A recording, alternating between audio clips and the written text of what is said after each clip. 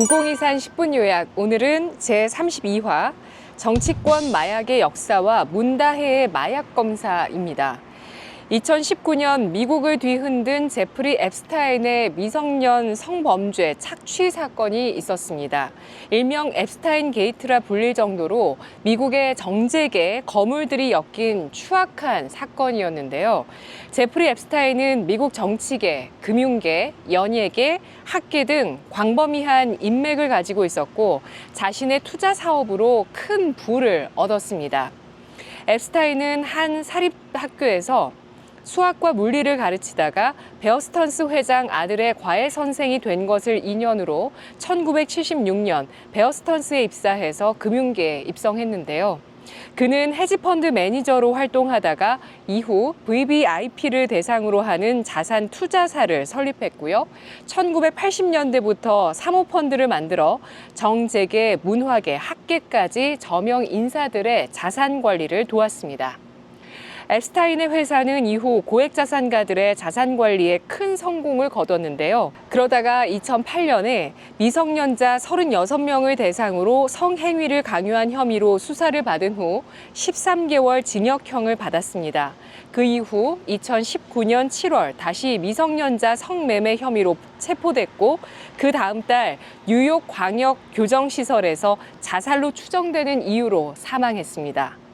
앱스타인 게이트에 연루된 인물로는 영국 앤드류 왕자, 빌 클린턴 전 미국 대통령, 빌 게이츠 마이크로소프트 창업자, 레리 서머스 전 재무장관 등이 꼽히며 노엄 촘스키 교수와 리엄 보츠타인 바드대 총장은 앱스타인에게 돈을 받은 것으로 전해지고 있는데요.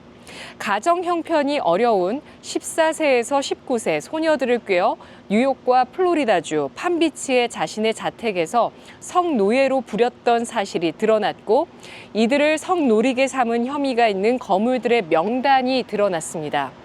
실제로 빌 게이츠가 부인 멀린다와 이혼했던 계기도 앱스타인 게이트와 연관이 있다는 이야기도 나오고 있는데요.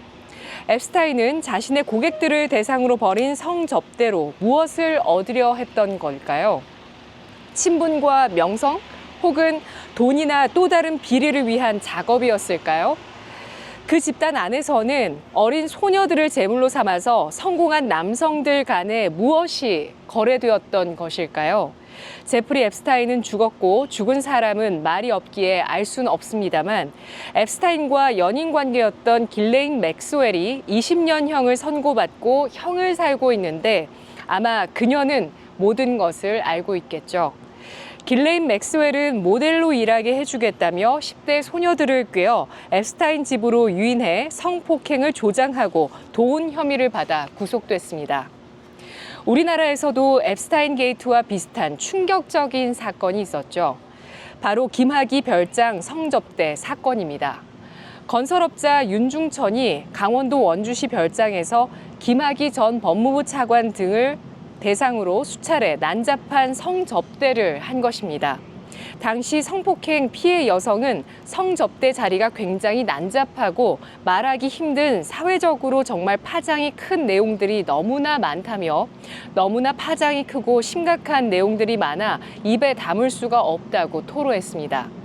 방송 인터뷰에서 앵커가 마약이 있었느냐고 묻자 그걸 본 적은 없는데 별장 윤모 씨가 저한테 그걸 구해와 달라고 얘기했다고 발언했고요. 피해 여성들을 검사한 결과 필로폰과 마약 성분이 검출되기도 했습니다. 2013년 당시 김학의 법무부 차관이 임명되자 정치권에 동영상이 돌았고 그 문제의 동영상이 바로 전현직 고위급 관료, 전직 국회의원, 병원장, 언론사 간부 등 고위층 인사들이 연루된 성접대 사건에 대한 증거였습니다. 문제의 영상은 2006년 7, 8월경에 찍힌 것으로 추정되고 있는데요. 2015년 개봉한 영화 내부자들이 김학의 사건을 모티브로 삼아 권력형 비리를 다뤘습니다. 우리 사회의 정치, 경제, 언론, 검찰, 경찰 조직에 깊숙하게 자리 잡은 내부자들을 통해 우리 사회의 비리와 부패의 근원을 폭로하는 영화 내부자들. 김학의 별장 사건은 그 영화보다도 더 추악하고 끔찍했습니다. 강간, 윤간, 수간 모든 것들의 집합체였다고 합니다. 이 사건은 단순한 성접대 문제가 아니었습니다. 타락한 저명 인사의 사생활이 노출되면서 우리는 이렇게 사회의 부조리와 마주하게 되는데요. 하지만 이런 사건들이 단순히 사생활로 치부할 수 없는 범죄를 비호하는 세력들 때문에 늘 묻혀왔고 잊혀져 왔습니다. 문다해 음주운전으로 마약 검사가 필요하다며 국민들은 요구하고 있지만 또다시 사고가 난 택시기사와 문 씨가 합의하면서 묻히려고 하고 있는 시점인데요. 지난 정권에 묻힌 버닝썬 사건과 문다해의 마약 상습 투약 여부에 대해 이젠 진실을 밝혀내야 합니다. 어쩌면 우리 사회에 깊숙이 뿌리 내려 있고 고위층 인사들이 연루됐을지도 모를 이 문제를 더 이상 모른 척하고 넘어갔다간 우리나라가 멕시코행 열차를 탈지도 모를 일입니다. 우린 그걸 막아야 합니다. 돈과 성접대, 마약, 욕망의 끝을 향해 달려가는 이들은 결국 파멸을 맞이하게 됩니다. 그렇다면 진정한 행복이란 과연 무엇일까요? 바로 의미와 쾌락의 밸런스입니다. 고난과 고비를 넘기며 성취하고 삶의 의미를 찾게 되는 것, 힘들지만 뿌듯해지는 의미의 행복과 독서를 하거나 술을 마시거나 이완된 상태에서 느끼는 행복인 쾌락 행복, 이 두 가지의 밸런스에서 진정한 행복이 온다고 합니다. 성공한 사람들도 더 이상 재미가 없어지는 순간, 다 갖췄는데도 의미를 알 수 없는 불행에 빠지는 느낌이 들 때, 그럴 때가 온다고 합니다. 일종의 허무함이겠죠. 보통의 사람들도 이런 느낌을 느낄 때가 있는데 이건 의미 행복, 즉 고난과 고비를 넘기고 성취하며 삶의 보람과 의미를 찾는 활동을 하지 않아서 생기는 감정이라고 합니다. 인간은 결국 계속해서 나만의 목표를 세우고 성취와 고통을 반복해 나가는 그러한 과정을 겪어야 더욱 성숙하고 진정한 의미의 행복을 느낄 수가 있는 건데요. 박순혁 작가는 부자, 권력자가 된다면 반드시 공허함이 찾아오는데 재물은 순간의 만족만을 주고 의미가 사라지게 된다고 설명했습니다. 다시 말해 재물과 명예는 행복에 큰 도움이 되지 않는다는 겁니다.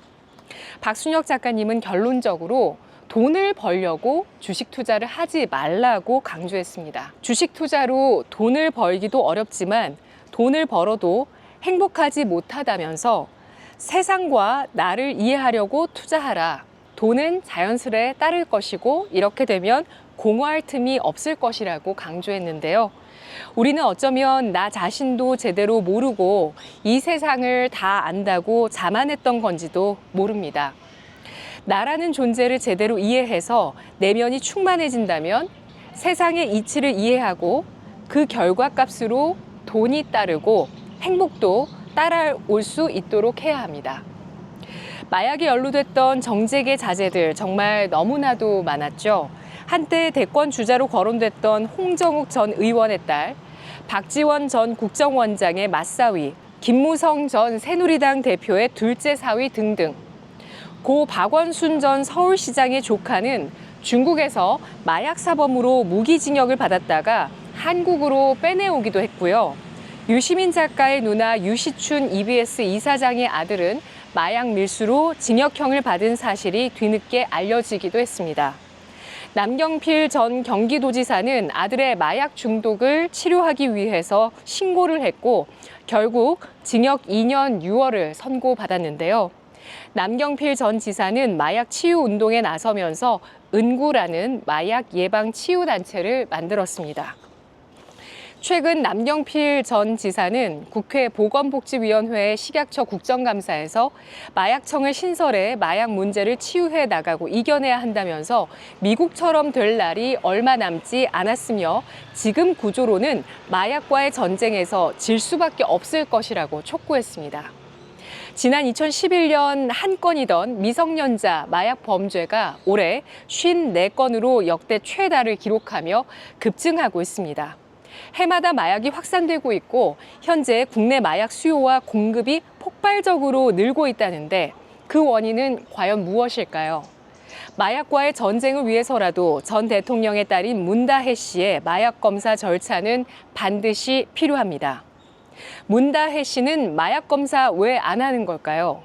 한동훈 국민의힘 당대표는 이번 재보궐선거에서 문다혜 건에 대해 입국탓하고 김건희 여사 공격 수위만을 높여 나갔습니다. 왜 그러는 걸까요? 이번 재보궐선거 결과가 민주당의 금투세 당론 결정에 있어서 중요한 변수인 만큼 국힘 쪽에서는 승리를 반드시 거머쥐어야 하는 상황에서 물불을 가릴 수 없는 상황일 텐데 선거 승리를 위한 프레임으로 문다혜를 충분히 활용할 수 있었던 상황에서 오히려 말을 아끼면서 이 이슈를 덮는 데 동조하고 있는 듯한 한 대표의 모습은 답답하기만 합니다. 문다혜 씨에 대한 음주 측정 당시 마약 측정은 없었다는 사실이 알려지자 만취 운전자에 대한 강제 마약간이 검사를 도입해야 한다는 목소리가 나오고 있습니다. 최근 4년 사이 마약 운전 적발 비율이 급증했다고 하는데요. 비정상적인 주행을 하는 차량의 경우 마약 단속을 의무화해야 한다는 지적이 나오고 있습니다.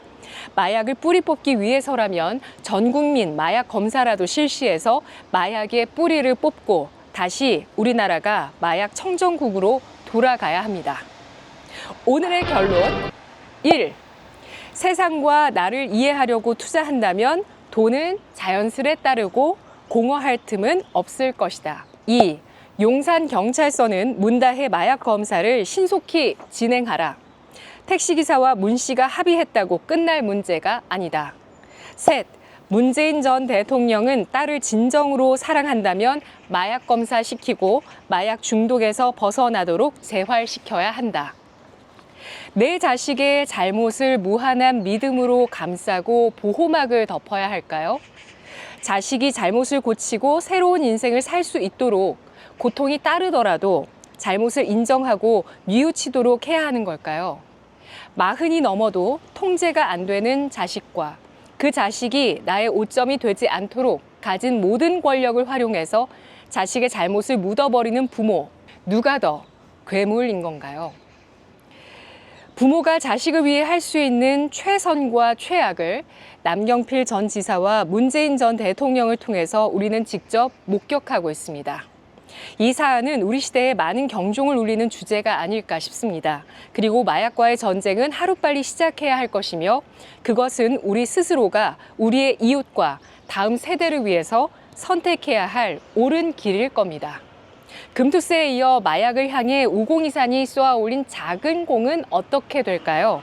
궁금하신 분들은 매주 금요일 저녁 7시 박순혁의 5023TV 라이브 스트리밍에서 확인해 보시죠. 투자사생활 구독자 그리고 투자꾼 여러분, 다음 영상에서 만나요. 안녕!